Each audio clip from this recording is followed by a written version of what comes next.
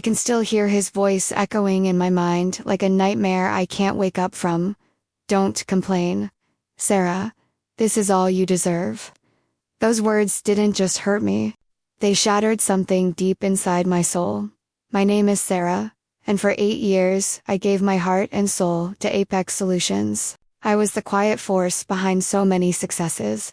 The one who stayed late when everyone else had gone home. The one who comforted team members when deadlines felt impossible.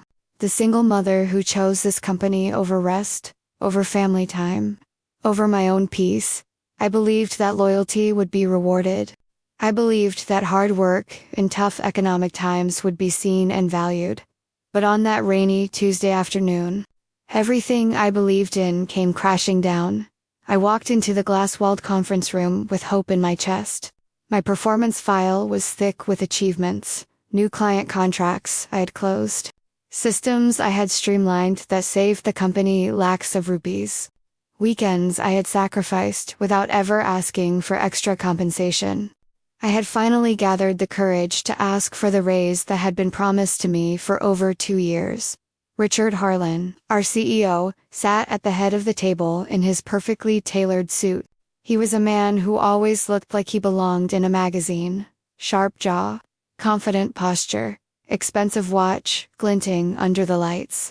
I sat down, my hands slightly trembling. I presented my case calmly and respectfully. Sir, I've been with the company for 8 years. I've grown with it through the good times and the bad.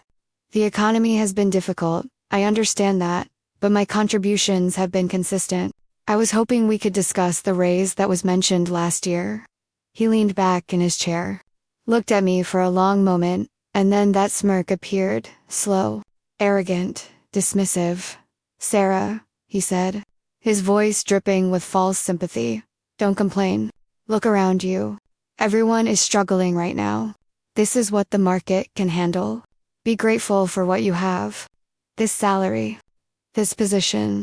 This is all you deserve. The room felt like it had lost all its air. My throat tightened. My eyes burned with tears I refused to let fall in front of him. In that single moment, 8 years of dedication felt worthless. I walked out of that meeting with my head held high. But inside, I was broken. That night, I sat alone in my small living room after putting my daughter Emma to sleep. The bills on the table stared back at me. School fees, rent, medical expenses. I cried silently into my hands, wondering how the man I had respected for so long could speak to me with such cold disregard. But what I didn't know that day was that my pain was only the beginning, and that this moment of humiliation would eventually become the spark that changed everything. For the next several weeks, I tried to bury the hurt and continue working as usual. I smiled through team meetings. I completed every project with the same dedication, but something inside me had shifted. I started noticing patterns I had previously ignored. Richard's behavior wasn't limited to me. I saw him give the same condescending speech to Priya in marketing, to Ahmed in operations, to Neha in finance. Raises were denied across the senior team. Workloads increased while salaries stayed frozen. Yet, Richard continued living lavishly, new car every year, luxury trips abroad, while preaching to us about economic hardship. The office atmosphere grew heavy with fear and resentment. People stopped laughing in the break room. Conversations became whispers. Good employees began updating their resumes in secret. One evening, I stayed late to finish a report. As I passed Richard's office, I overheard him on a phone call, laughing loudly. These employees should thank their stars, they even have jobs. They have no idea how tough the real world is. If they complain, just remind them this is all they deserve. Those words pierced me again, but instead of just sadness, this time I felt something else rising, a quiet, burning resolve. I began reaching out to my colleagues, one by one. At first, it was just casual conversations over tea. Then it became deeper, sharing our stories, our frustrations, our fears. We realized we weren't alone. 12 of us eventually formed a secret group. We met after office hours in a small cafe far from the workplace. We shared evidence, screenshots, emails, and records. We discovered irregularities in project budgets, unaccounted expenses, and repeated violations of company policy.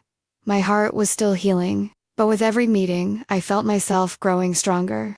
I looked at my daughter Emma and promised her silently that her mother would never teach her to accept disrespect. The pain was still there, but it was slowly transforming into power. The betrayal ran deeper than I ever imagined. As we dug further, we uncovered how Richard had been taking credit for our collective ideas in front of investors, how he shifted blame onto the team whenever anything went wrong, how several women in the company had left quietly after facing uncomfortable advances during so-called 101 meetings. It broke my heart to see how one man's ego and greed had poisoned an entire workplace. There were nights I couldn't sleep. I would lie awake wondering if I had wasted the best years of my career on a company that saw me as disposable.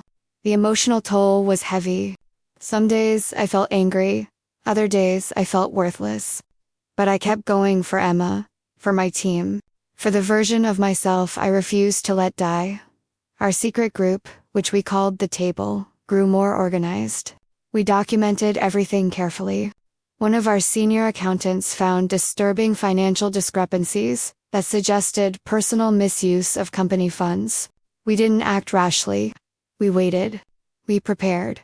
Meanwhile, Richard continued his behavior, completely unaware that the ground beneath him was shifting. He would walk through the office with that same arrogant confidence, patting people on the back while quietly destroying their spirit. One particular incident pushed me to my limit. During a department meeting, he publicly shamed Priya for asking about her pending bonus.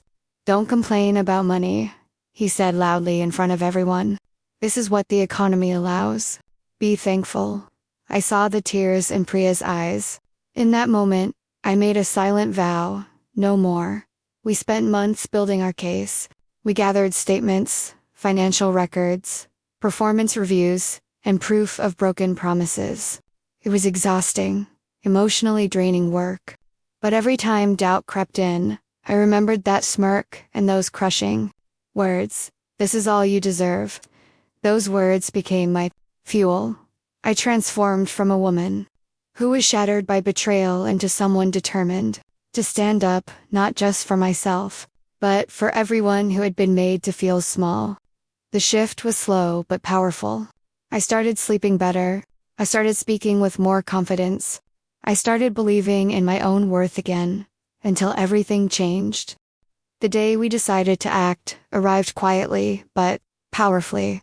All 12 of us submitted our resignation letters on the same morning. But we didn't stop there.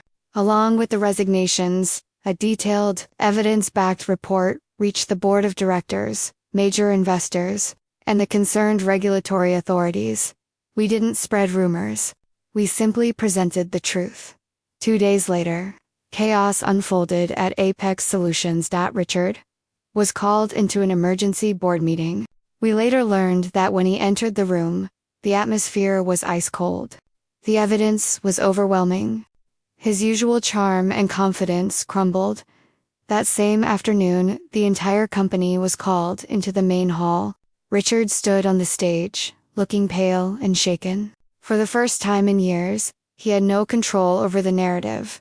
I sat in the third row, my heart beating steadily. When our eyes met across the room, I held his gaze without fear. The chairman announced the decision. Richard Harlan was being removed as CEO immediately, pending full investigation. The company would undergo restructuring. Frozen raises would be reviewed and corrected. New leadership would take over with immediate effect.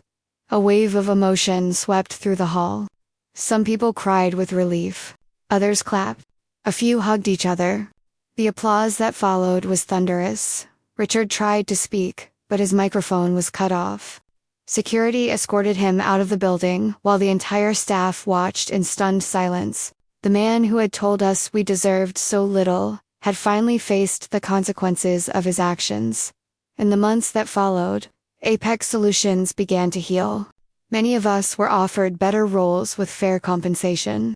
I was promoted to head of operations with a salary that finally reflected my years of dedication, but the real victory wasn't the promotion or the money. It was the reminder that when people come together with courage and truth, even the most powerful can be held accountable. Today, I carry no hatred in my heart toward Richard. I feel only gratitude for the painful lesson. That moment of humiliation became the catalyst for my growth. It taught me that my worth is not determined by someone else's opinion. It taught me the power of quiet strength and collective dignity. To anyone listening who is facing disrespect, humiliation, or unfair treatment at work or in life, please know this: your pain matters. Your effort is valuable. You are worthy of respect.